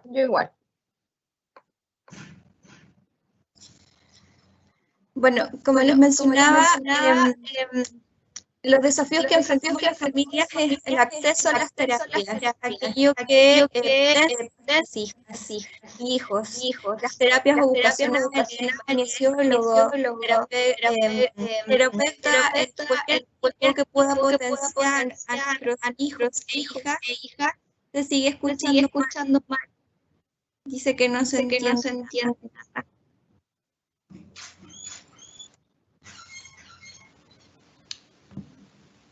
Janet, si tú me escuchas, se escucha con eco, ¿no? Si tú me escuchas a mí, perdón, Jessica. Yo te escucho bien. Enzo, Vamos. ¿Sí? cuando habló la Claudia, ella igual se escuchaba con eco. Igual como yo ahora. Solo tú te escuchas bien. A ver, vamos a arreglar esto inmediatamente. Vamos a volver a compartir, quizás ese puede ser el problema. La idea es que nuestra audiencia nos pueda escuchar sin dificultades y también los expositores.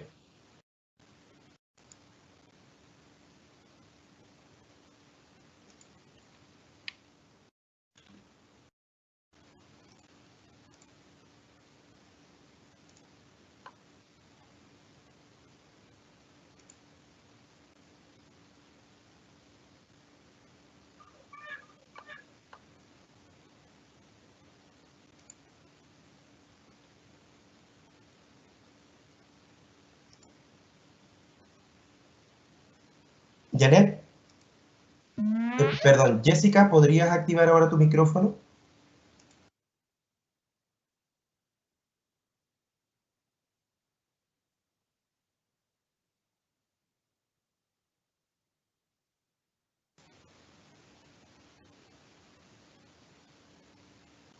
Jessica, ¿me escuchan?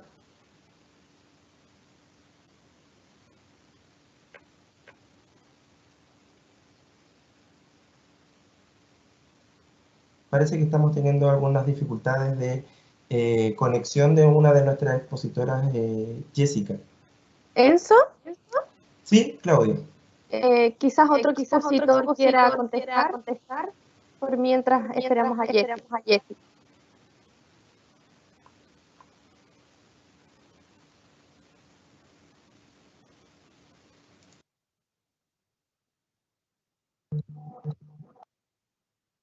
Hola, disculpa. Me caí. Te escuchamos, Jessica, sí. Ya, vuelvo a decir, bueno, las terapias son importantísimas el desarrollo y mantener el potencial de nuestros hijos. Entonces, ese es un tremendo desafío. Y es una barrera que tenemos que enfrentar las familias por el acceso económico. Vuelven a decir en el chat que hay mucho eco, entonces no sé si alguien más responde, no sé si seré yo la que tiene el problema.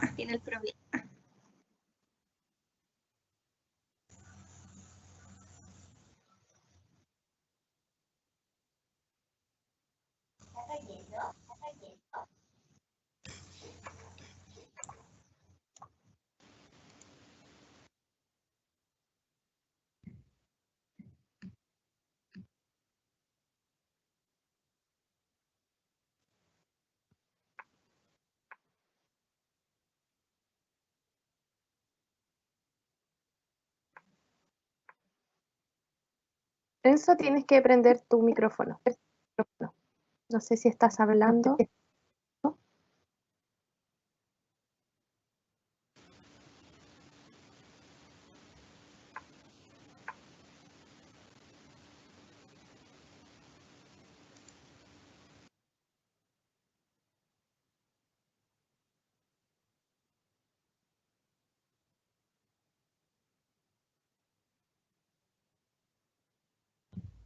Yo no sé si me escucho con eco, no sé si todos estamos con eco. Te escuchas bien, Macarena. Adelante.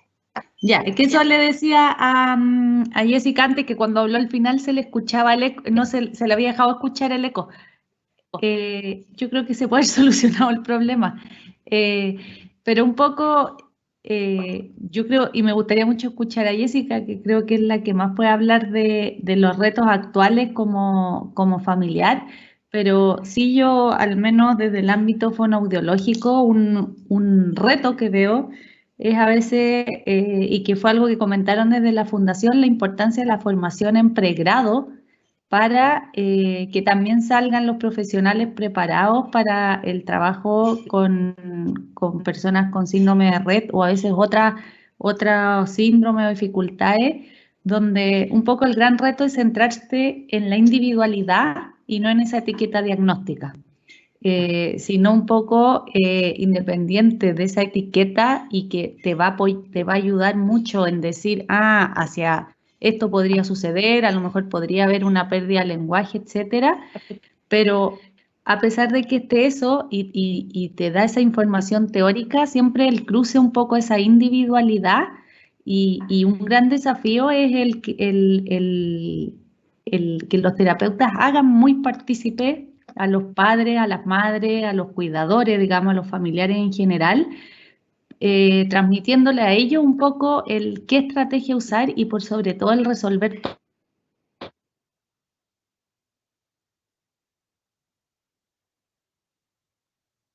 Y un poco, ahora me fui yo parece, y en conjunto ir resolviendo. Eso en general, así que ahí no sé si Jessica ahora puedes tú seguir y te escuchamos. Muchas gracias. No sé si ahí se me escucha mejor. Sí, Jessica, se escucha muy bien, adelante. Gracias por la paciencia. Bueno, estoy súper de acuerdo con la Macarena. En términos coloquiales, decir que la pega que tienen las familias al día a día es altísima. Por lo tanto, el tema de los tratamientos, o mejor dicho, de las terapias es fundamental.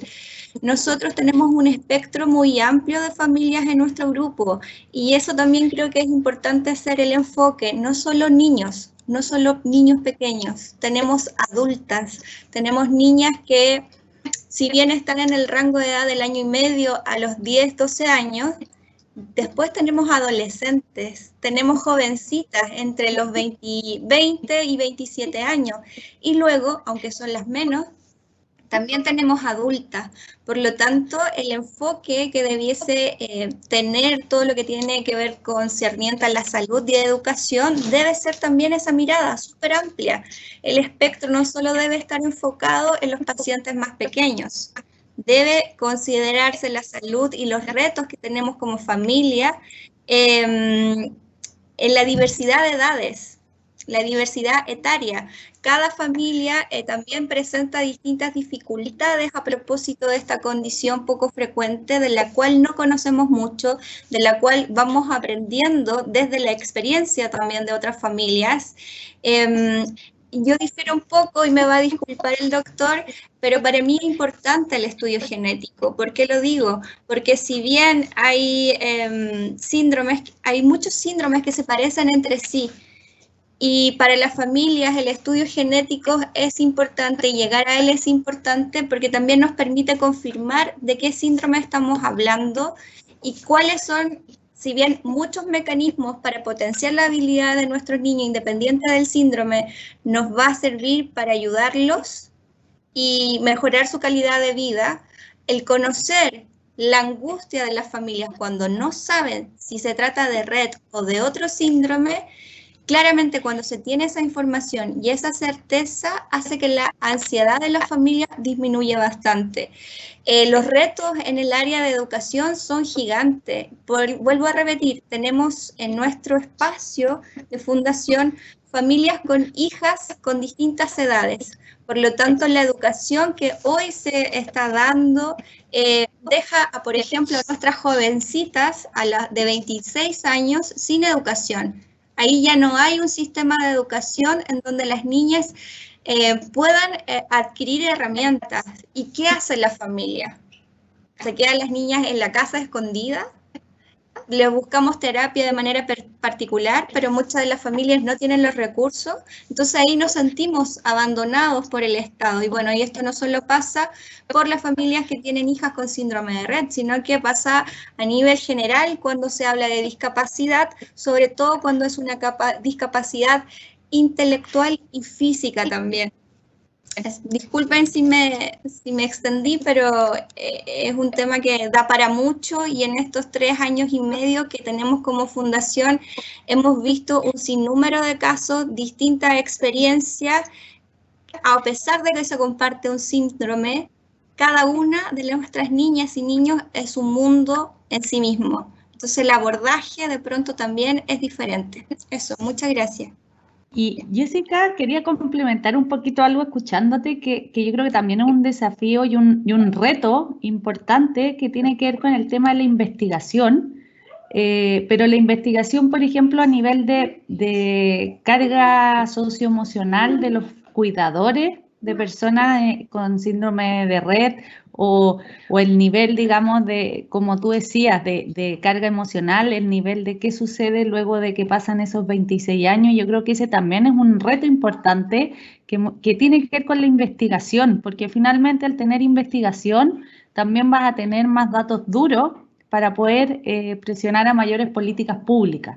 Y creo que una parte fundamental para el tema de políticas públicas es justamente las asociaciones de padres y el irse juntando a nivel nacional y finalmente para eso también el apoyo de investigación y ahí creo que es algo que es fundamental siempre considerar a las asociaciones de padres un poco en ver también qué catastros faltan en investigación para poder apoyarlo y en eso creo que las universidades podemos participar y tener un rol activo en cuanto a que hay diferentes, digamos, posgrados donde tú tienes magíster que tienen que hacer investigación y creo que ahí hay un reto importante, digamos, y que se podría cruzar y muchas cosas por conversar, digamos, y hacer.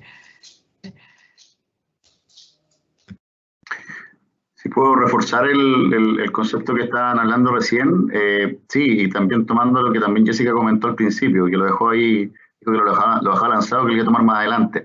Ella está participando y nosotros también nos toca participar en esta comisión de mesa de trabajo que formó la senadora Boich y que el compromiso del ministerio es tomar esta propuesta de un plan nacional para enfermedades raras o poco frecuentes.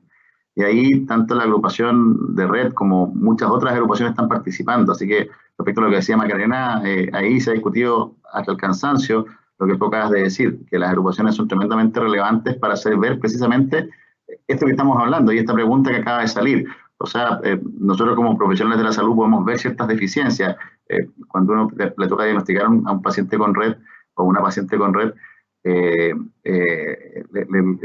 saber dónde derivar, que es una complicación habitualmente en el hospital público o privado donde uno trabaja, no tiene cómo formar un equipo y tiene que armar un equipo para cada paciente, cosa que ya es complejo.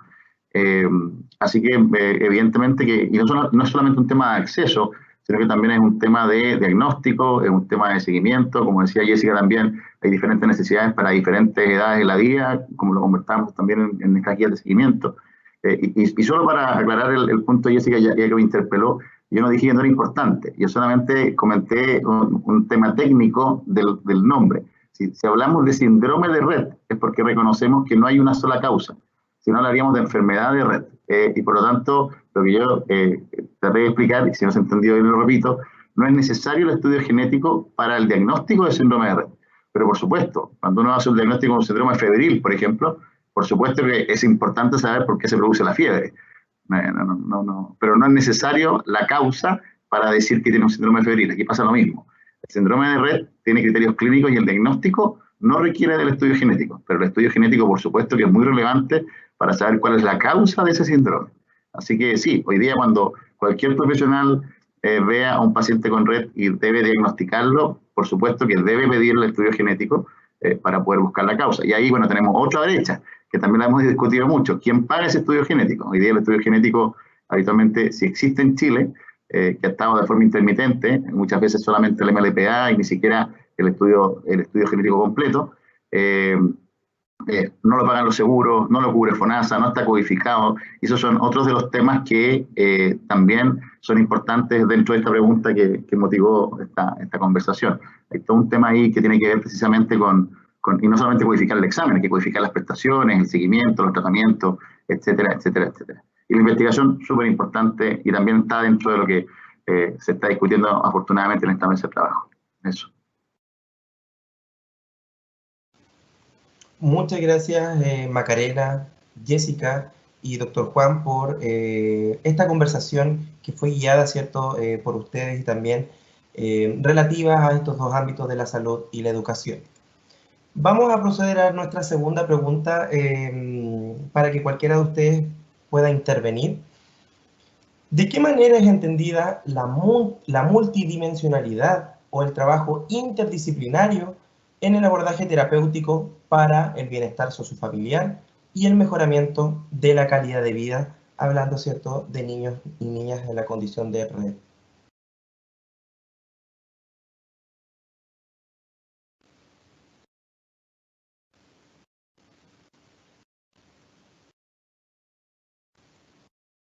Macarena.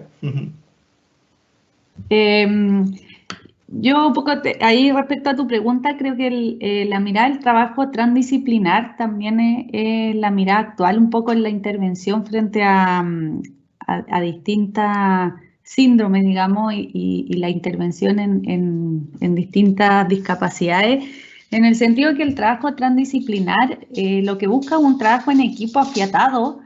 Y dentro de ese equipo están los distintos profesionales, también los profesionales, digamos, de contexto escolar y así también los padres.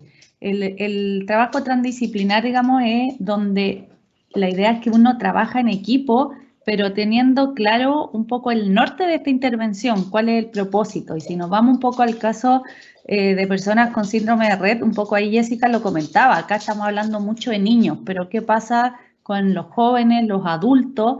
Y finalmente todo lo que tiene que ver con la intervención apunta finalmente a una mejor calidad de vida de la persona y sus familiares, donde, digamos, el terapeuta ocupacional va a trabajar lo que tiene que ver con habilidades de la vida diaria y lograr una funcionalidad en ese aspecto. Fonoaudiólogo, que tengamos una comunicación funcional, la importancia del psicólogo para el apoyo emocional muchas veces de los familiares como también de las personas con síndrome de Rett, y así cada profesión. Pero ¿cuál es el objetivo? Que no trabajemos aislados, sino yo como fonoaudióloga me dedico a comunicación y el terapeuta ocupacional a habilidades de la vida diaria, siendo que finalmente son dos áreas que se relacionan para lograr la autonomía de una persona. Entonces el trabajo transdisciplinar consiste en eso, en cierto modo. A lo mejor yo desde mi disciplina voy a decir, veamos esto en comunicación alternativa, pero el terapeuta sabe lo que yo estoy trabajando, yo sé lo que trabaja el terapeuta y de esa forma nos complementamos para lograr un propósito mayor. Y ahí es donde también creo que había un cambio de paradigma muy importante, que es la importancia de que los padres, digamos, aquí hago la misma aclaración, digo padre es un genérico, pero madres, padres, cuidadores, sean partícipes muchas veces en la selección de objetivos terapéuticos. Porque si tú dejas a los padres fuera de esa selección de objetivos terapéuticos, puede que entonces finalmente no es funcional para esa persona y sus familiares. Claramente se conversan, no sé, pero el objetivo, si es lograr la comunicación funcional, bueno, a lo mejor podemos hacer A, B, C. ¿Qué opinas tú como familiar y si lo ves viable? Y en eso creo que es fundamental, digamos, la intervención transdisciplinar, y aquí también muchas veces que alguien comande ese equipo de apoyo. O sea, el equipo de apoyo es fundamental que también haya un profesional que comande y que vea cómo está haciendo la evolución y con respeto entre profesionales. Uno muchas veces se encuentra que también a veces ponen a los padres entre la espada y la pared en ese equipo transdisciplinar y es como, es que, ¿qué está haciendo? Ese fue un audiólogo, está haciendo puras tonteras. Y es como, tú eso no se lo puedes decir al papá porque yo creo que aquí nadie está queriendo hacer un daño y ahí también un poco dentro de ese trabajo transdisciplinar la importancia entre profesionales de, en vez de transmitir eso a la mamá, llamar y preguntar qué está pasando y si con conocimiento de causa tú ves que hay un estancamiento o no hay una evolución esperada, a lo mejor plantear una segunda opinión, un cambio, pero previa conversación con ese otro profesional y ahí informar a los padres. Pero yo creo que eso es súper importante. ¿Quién va a jugar ese rol fundamental un poco también de comandar? Muchas veces ese es un peso que recae en los padres y tampoco deberían ser los padres los que estén viendo esto, sino que ese es un rol fundamental que muchas veces juega el médico, pero eso se puede hacer siempre y cuando tengamos un equipo, un trabajo transdisciplinar adecuado. Eso, mi aporte. Si puedo opinar de eso, no puedo estar más de acuerdo. Y ahí hacer un descargo, porque como decía Macarena, habitualmente se asume que el médico es el que hace de cabeza equipo y la mayor parte de las veces somos los menos capacitados para hacer cabeza equipo. Así que, y como tú dices, es completamente cierto que son los padres los que terminan siendo la cabeza del equipo. Y eso es un tema muy importante de recalcar. Y respecto a eso, bueno, quizá mencionar, volviendo al tema que también planteó Jessica de la mesa de trabajo, yo creo que ahora aprovechando y contextualizando esto en el momento actual de la pandemia, todo el nuevo uso que le hemos dado a la telemedicina nos ha servido mucho y nos ha facilitado este trabajo transdisciplinar. Nos permite tener de pronto interconsultas entre varios especialistas, ha mejorado en algunos aspectos, en otros no, pero en este aspecto al menos sí, la comunicación entre especialistas. Y nos permite que si no está el fonoaudiólogo, el terapeuta, el neurólogo en el mismo lugar, bueno, podemos conversar y podemos tener de repente una consulta de telemedicina para poder ponernos más de acuerdo. Así que yo creo que es una de las pocas ventajas, bueno, pero de las ventajas que estamos viendo en estos nuevos tiempos y a propósito de lo que se está discutiendo en esta mesa de trabajo, generar iniciativas basadas en la salud digital y en la telemedicina nos van a permitir probablemente potenciar esta transdisciplinariedad de la que estamos hablando. Así que, y lo otro, interesante el concepto del paciente experto o el paciente activo, del que se habla mucho hoy día, a veces bien, a veces mal, pero evidentemente es muy importante considerar eso. Y aquí se cumple mucho eso, o sea, aquí la mayor parte de las veces son los padres, las madres, los cuidadores, los que saben más que los médicos que consultan, particularmente, o sea, si uno llega a la urgencia con una hija, un hijo que vive con enfermedad de Rett, con síndrome de Rett, muchas veces son ellos los que tienen que educar al médico de urgencia, al que lo va a ver por única vez, de qué se trata esta condición. Así que ese concepto también es muy importante y ha tomado mucha relevancia, particularmente en enfermedades poco frecuentes, lo activo que deben ser los pacientes en el cuidado de sus hijos, no solamente como padres, sino que como parte del equipo de salud.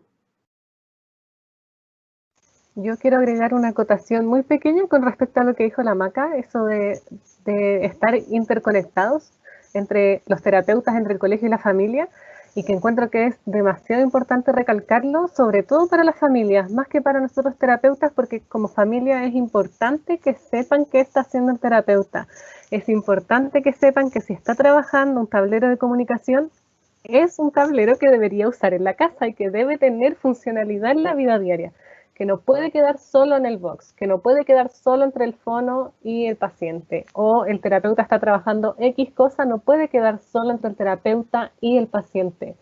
Esto de interconexión tiene que ser sí o sí con la familia, es muy importante, entonces que siempre, no que lleven la cabeza, porque es un peso muy muy grande de áreas que no tienen por qué manejar, porque son los padres, no los profesionales, pero sí que estén muy atentos y pregunten. Si no les informan, pregunten. Si no les enseñan, pregunten. Y pregunten, porque lo más importante es que mejore la calidad de vida con la familia, no con el terapeuta. Enzo, ¿puedo agregar algo? Sí, Jessica, adelante. Es que no lo puedo dejar de pasar porque en verdad es un gusto escuchar a estos profesionales con esta mirada tan amplia, porque créeme que hace un par de años atrás esto era un poco impensable. Y lo digo porque básicamente antes la mirada era yo soy el paciente o soy la persona que cuida a un paciente y el especialista está acá en el cielo, entonces yo lo que quiero decir no me va a escuchar porque es casi como alguien todopoderoso, en donde la información no era así como ahora, que es algo que dijo el doctor, es súper cierto, o sea, el hecho, si hay algo bueno de todo esto que estamos viviendo, es precisamente estos espacios, estar conectados. Y poder con esta conectividad educar a las familias, educar a los pacientes, en nuestro caso como familias con hijas con síndrome de Rett u otras condiciones más complejas en donde la comunicación verbal es difícil en ellas, nosotros somos su voz. Por lo tanto, algo que dijo la Macarena es súper cierto. Nos toca a nosotros desarrollar un rol más activo que el rol que o sea, ya es un hecho que somos madres y padres, pero más encima somos cuidadores y eso no va a cambiar. O sea, actualmente la Luciana tiene 9 años y probablemente si todo está bien y si el universo sí lo permite, va a llegar a cumplir la edad que tengo yo hoy día, 41 años. Y siempre va a requerir a un cuidador, sea yo, sea su hermano, su papá, etcétera. Entonces, por lo tanto, el rol del cuidador, como mencionaba antes Macarena, también es fundamental, el escucharnos. Y hago también esta invitación porque sé que se iban a conectar muchos estudiantes, entonces es súper importante que ellos tomen y escuchen la generosidad con que hoy los profesionales que están en este espacio están hablando de la importancia de estar conectados con la familia, de ser empáticos, de ojalá si ustedes en algún futuro conocen a una familia con síndrome de Rett, y ahora le hablo a los estudiantes, sepan y conozcan que existen las organizaciones de pacientes, que cumplimos un rol, que somos activos, que acogemos a la familia y que lo más importante que podemos generar en ellos también un espacio de contención, porque como bien decía la Janet al principio, las familias después de recibir el diagnóstico se quedan solos y ese es un proceso súper doloroso y difícil también. Eso. Muchas gracias, Jessica, Macarena, doctor Juan y Paula también por su intervención y la respuesta ante la pregunta. Para ya ir finalizando un poco el conversatorio, ¿cierto? Y nuestra actividad, les cuento que nuestra audiencia ha expuesto algunas preguntas a través del chat, ¿cierto? Se ha manifestado, ha agregado también algunos comentarios, pero hay algunas preguntas que las podemos ir respondiendo ustedes como expositores, ¿cierto? Como madres o bien los especialistas de este conversatorio. Hay una pregunta respecto a los desafíos que se visualizan en el ámbito de la educación formal, pero que se ha respondido, ¿cierto? En el conversatorio, en las preguntas abiertas, específicamente en la primera pregunta que fueron respondidas por ustedes. Como segunda pregunta, José, él pregunta, quizás pudiera ir dirigida al doctor Juan Cabello. Quisiera saber información o saber la información acerca de algún tratamiento genético eficaz, como el medicamento JK1, por ejemplo.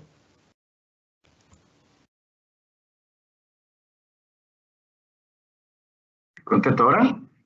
Sí. Perdón, pensé que les iban a acumular. A ver, sí, hay una activa investigación respecto, más que al síndrome de Rett, al gen MECP2. El gen MECP2 no se conocía muy bien su función y se ha ido conociendo en el último tiempo, y lo que hoy día sabemos respecto a lo que sabíamos hace poco es mucho más, pero todavía sigue siendo un conocimiento limitado, ya que es un gen que no se entiende muy bien, o se está empezando a entender cómo realmente funciona y cómo es capaz de producir este síndrome de Rett, así como otros cuadros clínicos. Ya como conversábamos al principio, hoy día hablamos de MECP2-patías, dentro de las cuales está el síndrome de Rett, pero también hay otros cuadros clínicos que variantes genéticas del MECP2 pueden producir. Por lo tanto, dentro de este conocimiento que se ha ido desarrollando, hay varias alternativas que están hoy día en estudios preclínicos y clínicos. pero si la pregunta es si hay alguna terapia génica segura y eficaz, por definición no, porque no hay ninguna que haya tenido un estudio clínico fase 3. Pero sí hoy día hay una investigación muy activa y es muy probable que en los próximos años tengamos una cantidad importante de estudios clínicos en los cuales, bueno, también es muy importante las agrupaciones de pacientes para poder acercar ese conocimiento a sus asociados y poder entonces saber cuáles son estos estudios clínicos, en qué consiste un estudio clínico, cuáles son los riesgos, los potenciales beneficios de poder participar. Hoy día terapias comercialmente aprobadas, o sea, que hayan tenido, que hayan pasado por todas las fases de estudio clínico, ninguna, pero varias de ellas en estudios preclínicos y clínicos iniciales, muy prometedoras. Así que hay que estar muy atentos y ahí de nuevo, las agrupaciones de pacientes son las que probablemente se van a enterar antes y las que van a estar entonces transmitiendo esta información a sus asociados. Muchas gracias. Bueno, tenemos una última pregunta de María Paz.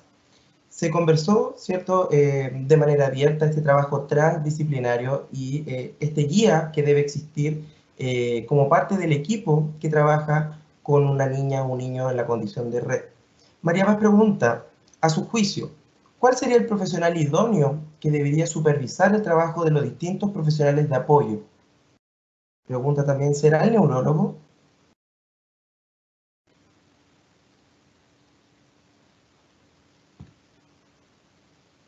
Ya que me interpelaron, perdón por haber opinado, pero ya dijeron que un neurólogo, tengo que hablar.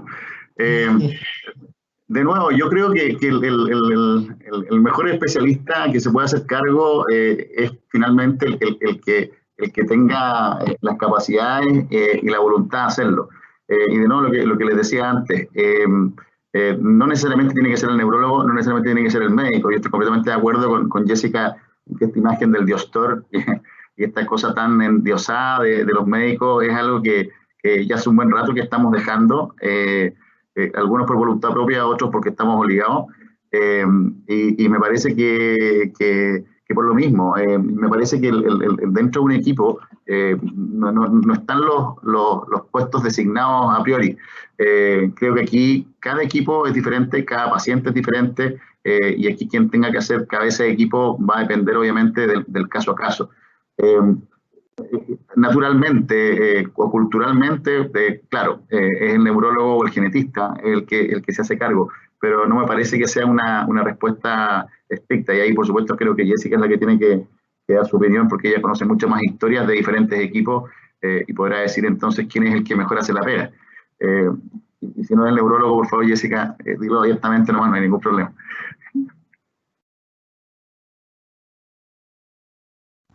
Yo creo que todos hacen y hacemos un estupendo trabajo, más aún si es así como lo veo ahora, de manera colaborativa.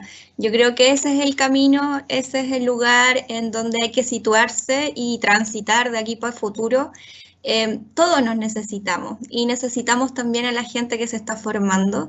Necesitamos que se genere esta cosa bonita, pero no desde como de ir soñando en algo, sino que lo que veo aquí en concreto, veo gente comprometida y creo que todos somos importantes para que estas personas, para que nadie se lo olvide, que son personas que tienen una condición diferente, tienen todo el derecho a vivir con la mejor calidad de vida posible, y eso valga la redundancia, va a ser posible a medida que estemos todos conectados y potenciándolos. Yo creo que es sumamente importante aquello.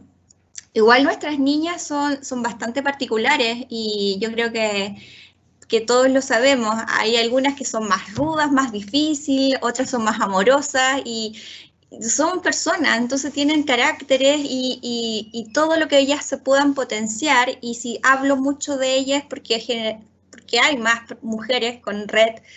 Nosotros tuvimos la oportunidad y la dicha de conocer a un varón con red que lamentablemente tomó sus alitas hace un año, un poquito más, y son tan distintas, tan diversas, que cada uno de todos los que están presentes aquí, de los futuros profesionales, sin duda van a aportar en su calidad de vida. Yo creo que lo más importante, antes que cualquier cosa, es que no se olvide que detrás de de una familia que está ansiosa porque nos ocurre a nosotros, y perdón si me tomo este minuto, la Janet, Natalia, que también es de la directiva, y yo solo somos mamás, y nos toca acoger a muchas familias. Y de ahí sacamos simplemente las habilidades que hemos ido en el fondo, quizás sin querer o queriendo, desarrollando por la experiencia. Pero nos llegan familias muy angustiadas, nos escribe gente a la 1 de la mañana porque su hija está con crisis, porque está en un estado complicado, y si no hubiese esa contención, esa familia no tuviese a nadie.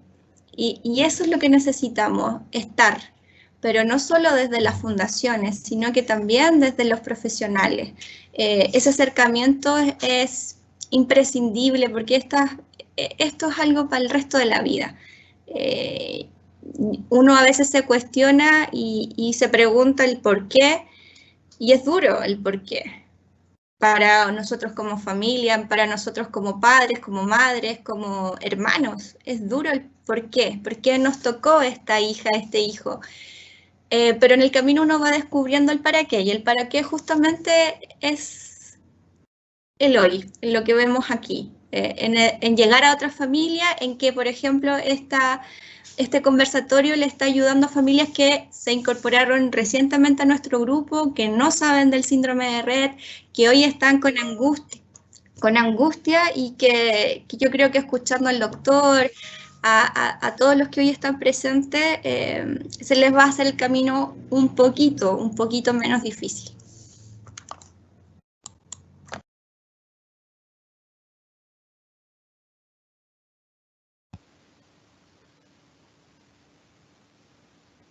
Muchísimas gracias, Jessica, por colaborar, ¿cierto?, junto con el doctor Cabello ante la respuesta de nuestra audiencia. En función del tiempo, debemos ir cerrando y aproximándonos un poco a la parte final de este conversatorio. Exponerles a nuestra audiencia, a los invitados también, que se ha generado un espacio de bastante información y conocimiento en torno al síndrome de Rett, por lo que en este momento vamos a proceder también a resumir algunos aspectos relevantes, y también para aquellos participantes o audiencias que demoró un poco más tarde en conectarse a nuestro conversatorio y a nuestro evento. En primer lugar, destacar la relevancia de conocer diferentes tipos de condiciones neurodiversas. En esta oportunidad, ¿cierto?, acerca de las personas en condición de Rett, donde son las madres quienes nos relatan su experiencia y el trabajo constante que desarrollan para el bienestar de sus hijos, de sus hijas. Junto a esto también destacar la importancia del trabajo colaborativo, multidisciplinario, y también se habló en este conversatorio transdisciplinario, para el mejoramiento de la calidad de vida desde la perspectiva del tratamiento y la rehabilitación. Sin embargo, el trabajo interdisciplinario se aborda también desde otras disciplinas. En esta oportunidad, ¿cierto?, tuvimos el agrado de contar con las disciplinas de la terapia ocupacional, la disciplina de la fonoaudiología, de la medicina, pero sin dejar de lado las labores de otras disciplinas o de otras áreas, como lo es la kinesiología, la enfermería, la nutrición y dietética, entre otras disciplinas del área de la salud.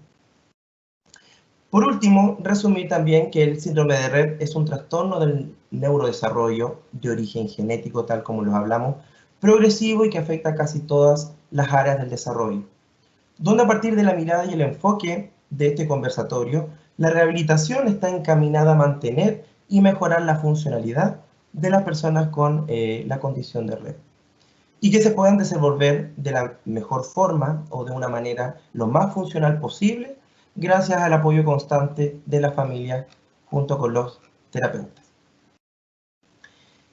En esta oportunidad invitamos a la audiencia a que pueda contestar la encuesta de satisfacción, la que será compartida a través del chat en el link que vamos a proporcionar para ello.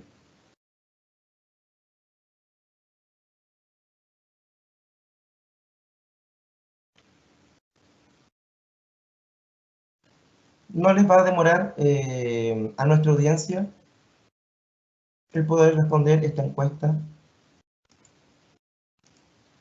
enviada a través del chat.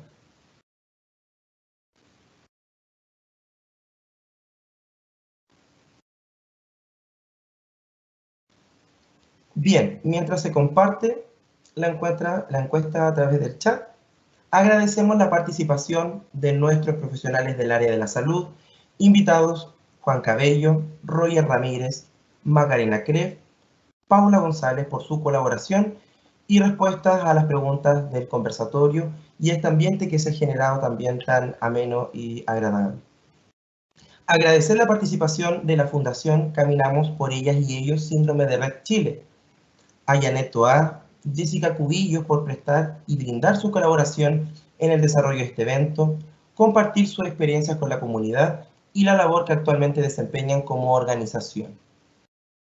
Queremos informarles que se pueden contactar con la Fundación, los pueden encontrar a través de redes sociales como Instagram, Facebook, bajo el nombre Caminamos por Ellas y Ellos, o bueno, también a través del correo electrónico caminamosporellasyellos@gmail.com.